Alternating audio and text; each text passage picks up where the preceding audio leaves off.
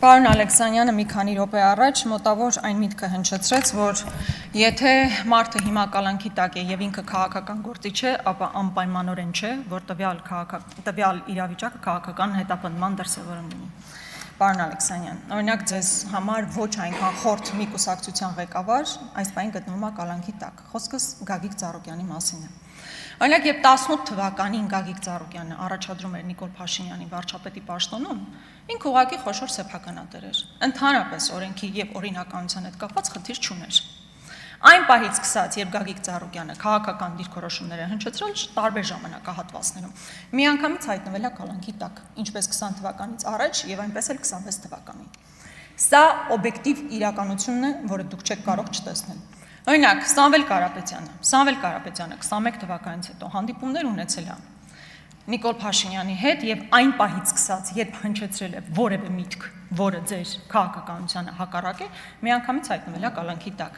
Եթե այսօր Ռոբերտ Քոչարյանը չզբաղվեր քաղաքականությամբ, նրա նկատմամբ որևէ քրեական հետապնդում չէր լինի։ Այսինքն, ում նկատմամբ հարուցել քրեական գործ բացառապես պայմանավորված է նրանով, տվյալ մարդը քաղաքականության մեջ է, թե չէ, եւ ինչպիսի դրսևորումներ այն ունի, որովհետեւ բազմաթիվ մարդիկ, ում վերաբերյալ դուք դիրքորոշումներ եք ունեցել ու վատ առումով դիրքորոշումներ, բայց եթե այդ մարդիկ հիմա ձեր կողքին են, իրենք ընդհանրապես խնդիր չունեն։ Իրենք դառնում են օլիգարխից միանգամից խոշոր սեփականատեր ու դրանով ավարտվում է։ Այնպես որ քաղաքական հետապնդումը բացառապես մարդկանց քաղաքական դիրքորոշումներ հնչեցնելու բերումով է, որ իրականացվում է։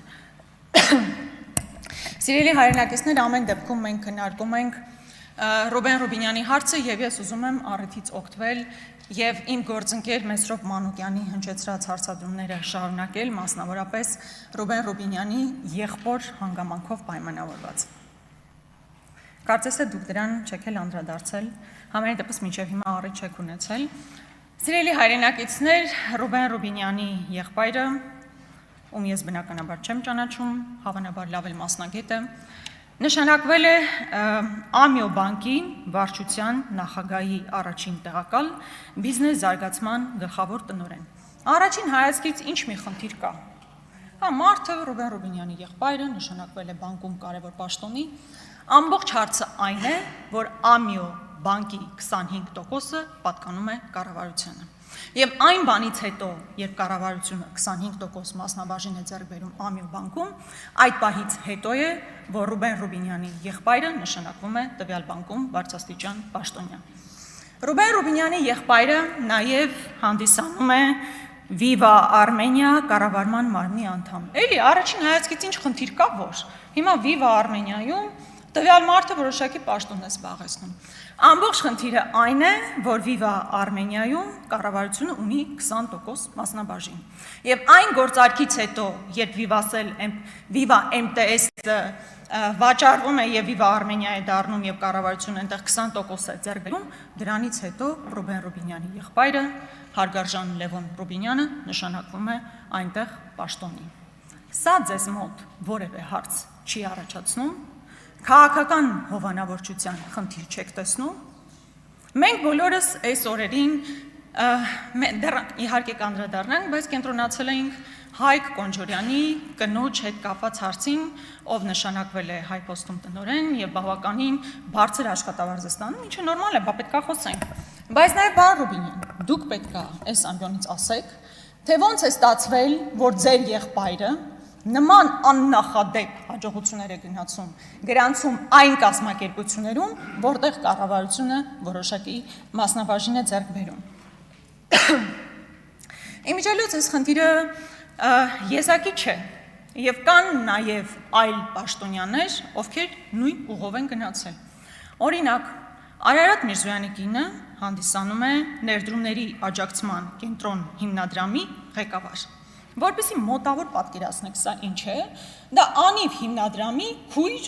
կազմակերպությունն է։ Հիշում ենք բոլորս Անիվ հիմնադրամով մոտ 25 միլիարդ վատնված գումարները։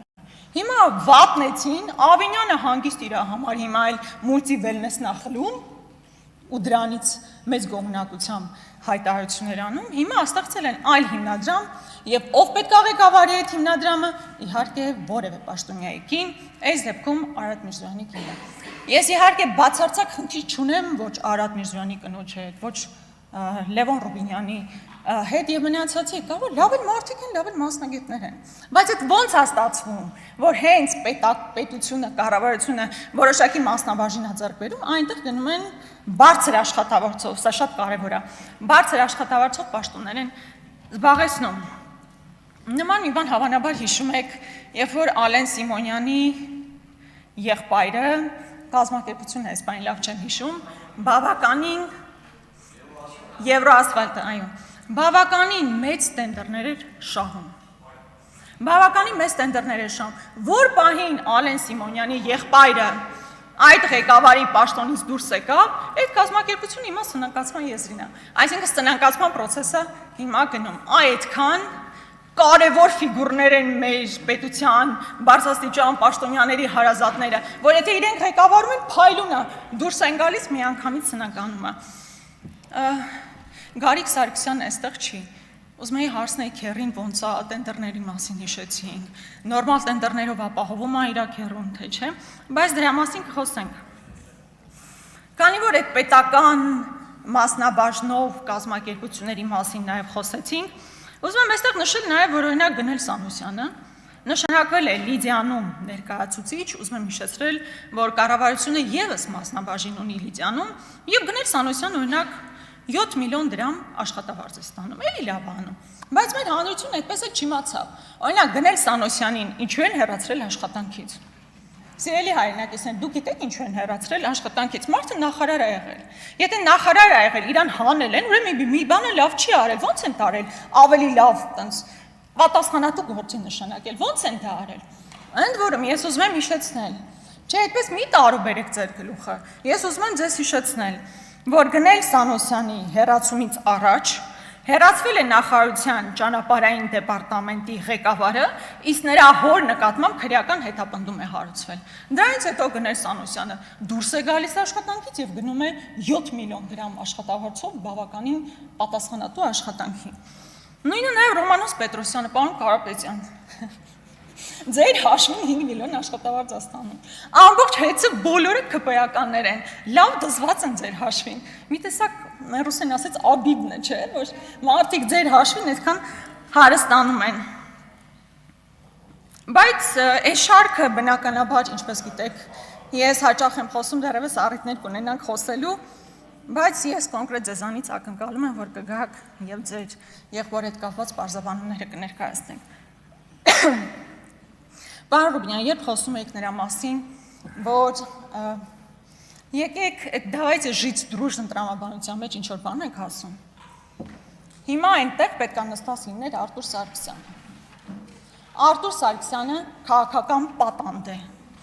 Ձեր իշխանությունը պատանդարության տակ է պահում մեր գործընկերոջը, այսինքն ձեզ ինչ ա թվում, որ դուք կարող եք մեզ նայելու ասել եկեք հանգիստ իրար հետ աշխատենք, այն ժամանակահատվածում, երբ մեր գործընկերը այստեղ նստած չի, ընդհանրապես ո՞նց են ձեր պատկերացումները այդ հարցում։ Եթե դուք իսկապես կարծում եք, որ ազգային ժողովը որպես ինստիտուտ պետք է կայանա, ապա դուք պետք է միջնորդեիք, որ այսօր ազգային ժողովի պատգամավոր Արտուր Սարգսյանն այստեղ գտնվեր։ Եվ ամփոփելով հուսով եմ շատ չեք տխրի, որ ես ձեզ կողմ չքվեարկեմ, ինչպես կողմ չի քվեարկելու ամբողջ Հայաստան դաշինքը։ Հայաստան դաշինքի անունից ուզում եմ հայտարարել, որ մենք չենք մասնակցելու փակ քվեարկությանը։